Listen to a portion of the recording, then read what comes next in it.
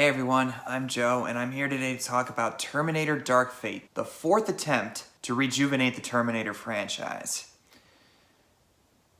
Terminator. I guess it's going to set the tone for the rest of this review. Let's just talk about Terminator Dark Fate. Spoiler warning if you haven't seen this movie already. And once again, rocking the Eagles jersey. Hey, we won yesterday. Go Birds. Trying to find some positivity in this situation. Just saying. So Terminator Dark Fate tells a story set 27 years after the events of Terminator 2. A young girl named Dani Ramos is being targeted by a cyborg who is a Rev 9 Terminator, sent back in time to kill her. Mackenzie Davis's character, Grace, is a lone warrior that's sent back in time to protect Dani from this Rev 9. And it becomes another quest to save this young girl from being terminated in order to preserve the future. The first two Terminator films are about as close to perfect as you can get. And the subsequent films that followed afterward, like Terminator 3, Salvation, and Genesis, this franchise has never been able to live up to the legacy of those first two films, even though I like 3 and 4 more than most. And I actually think that those 3 films, and maybe a little bit more so Terminator Salvation, despite it being lifeless and pretty dull most of the time, I feel like they had something going for it with the storyline, even though the execution wasn't really that good. Genesis, on the other hand, let's just say the less said about Genesis, the better. Yet here we are in the year 2019, and they're still trying to breathe some life back into this franchise. They're trying to bring it back to a younger generation that doesn't really seem to care about the Terminator series, which, okay, whatever. And from the moment they announced it, Linda Hamilton returning, Arnold returning once again, James Cameron producing, Tim Miller, the director of Deadpool, is going to be behind the camera. They're ignoring the previous 3 films and this being a direct sequel to Terminator 2. It sounded like, to me at least, that this is going to be a return to form, similar to The Force Awakens with Star Wars. I was really pulling for this movie, and now that I've seen it, it's fine, I guess. It's better than Terminator Genesis, but that's not saying much. It's just kind of disposable, just like the other 3 films are. I'm just gonna get right to the point. The character Dani Ramos, she's okay, but she's not really as interesting as John Connor was. And Sarah Connor says in the movie, and I'm paraphrasing, she's basically the new John Connor, or the new Sarah Connor, or whatever she says. Mackenzie Davis's character Grace says that, "You told me there is no fate but what we make."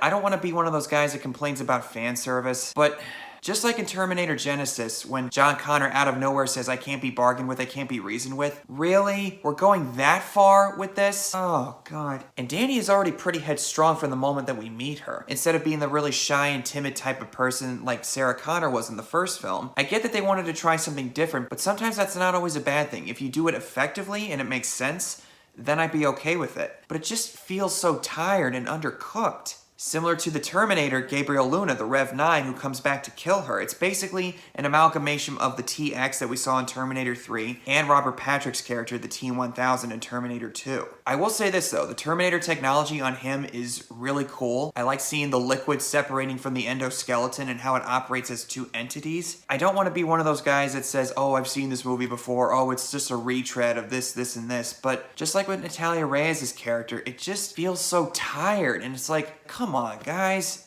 But instead of being Skynet this time, it's called Legion. It was designed for cyber warfare. Throws out an electromagnetic pulse bomb, the human race tries to strike back at it, but then nuclear holocaust ensues and we have Judgment Day and the war against the machines again. The concept I wouldn't say is a bad thing, because the further we go into the 21st century, AI is something we're legitimately having to contend with. At least that's what I read up on the production. I get what they were trying to go for, but the execution, leaves a bit to be desired. But on a more positive note though, Mackenzie Davis as Grace, I actually quite liked her. She added a great sense of physicality to her role. I like the idea of her being an advanced human being with some robotic elements added to her. She was the lone warrior like Kyle Reese was in the first film or the T-800 in Terminator 2, but with her they switched it around. And they do show her backstory where she fought off against a couple of Terminators and tried to save Dani Ramos, but she volunteers for this program where she's given the robotic pieces that are put into her body. And they do explain how she meets Dani when she's a young child, but it just feels very undercooked and just not that interesting. But Mackenzie Davis overall does a fairly good job. She is good in the movie. Arnold Schwarzenegger, didn't really love what they did with his character, but he is really funny in the movie. When they meet up with him in the cabin in the woods, he's basically settled down with his family. And Sarah Connor does ask the question, "Does your wife, weigh 400 pounds? Our relationship is not physical."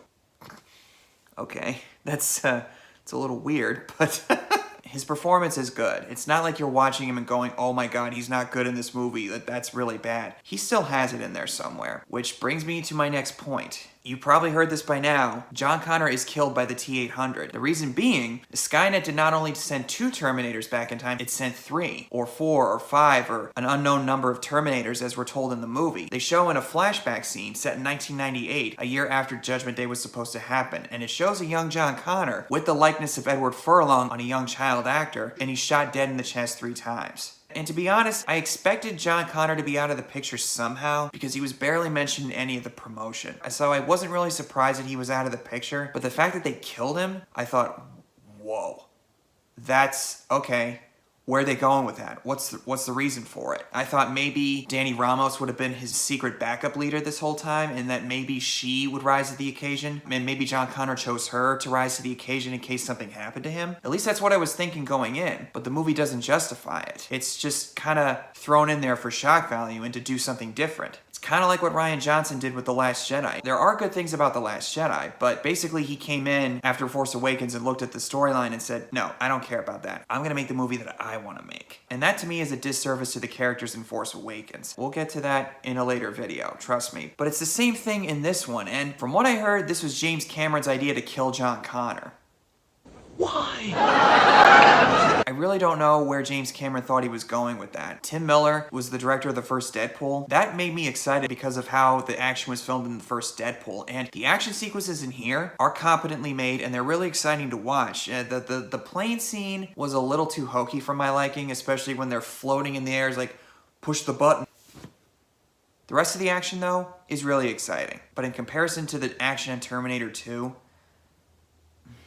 not as good. But Linda Hamilton as Sarah Connor, I would argue, is probably the best part of this whole movie. When she showed up, it was like, oh my god, everybody stop what you're doing. It's Linda Hamilton. She's back. She added a lot of needed emotional weight to this movie, dealing with the death of her son. If she wasn't there, I think the movie would have felt really hollow. I like the scene where she tells Danny that I never took a picture of John because I was always afraid that Skynet was gonna find him because of what he looked like. You could tell that this was a woman that feels like she has nothing left to live for other than to hunt Terminators after losing her son. And Linda Hamilton, I was worried she was gonna be a bit over the top, but this feels like Sarah Connor so many years later. And Sarah Connor is the heart and soul of the series. Not having Linda Hamilton in the previous 3 entries, that was a huge mistake. So in that respect, I like that they did bring her back. Now, as opposed to what many people on the internet are saying, this isn't a dumpster fire. It's not a horrible movie. If you're a fan of the Terminator series, you might hate this movie, you might love what they do, but I feel like if you're a Terminator fan, you're not gonna like a lot of the stuff that they do here. One of them being John Connor dying, and I would agree, it's one of those things where I watch it and I go, I don't know where you guys were going with that. Dark Fate is not a terrible movie in my estimation. It does have some entertaining scenes. Schwarzenegger's really funny, Linda Hamilton is really fun to watch, and Mackenzie Davis is a nice addition to the Terminator lore. But this movie to me feels like a take it or leave it entry, just like the previous 3 have. I'd say it's just about on par with Terminator 3 and slightly better than Salvation, but not by much. It just really drives me crazy. It's been 28 years since we saw a good Terminator movie, and here we are all these years later, still talking about how these filmmakers in this studio can't seem to get this franchise right again.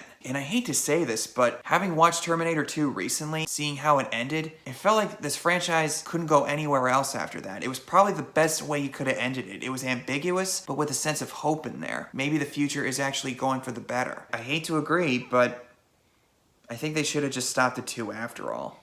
Although if Salvation was executed better, I don't think anybody would have complained as much. But still, to continue the series after Terminator 2, yeah, enough said. So those are my thoughts on Terminator Dark Fate. What were your guys' thoughts on the film? Did you love it, like it, think it's alright, or do you hate it? Whatever the case is, comment below and tell me your thoughts, and I will see you all very soon.